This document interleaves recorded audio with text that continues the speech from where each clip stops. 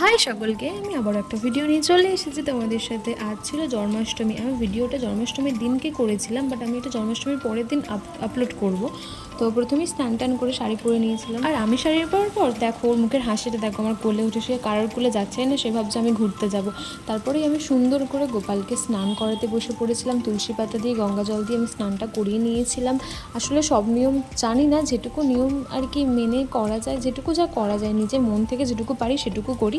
তো আমি ফার্স্টে গোপাল ভাইকে সুন্দর করে স্নান করে নিয়েছিলাম। তারপর ওর জায়গা মতো ওকে বসিয়ে হাতে নাড়ু দিয়ে ফুলের মালা, আমাদের লাল চেলি কাপড় পরিয়ে বসাতে হয়, তো সেই সব করে আমি বসিয়ে দিয়েছিলাম।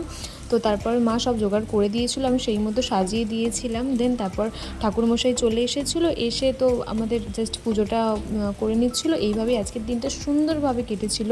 তো তোমাদের সাথে অন্য ভিডিওতে দেখা হবে। আর তোমরা দেখছো কি, আমার চ্যানেলটা কিন্তু সাবস্ক্রাইব করে দিও। টাটা।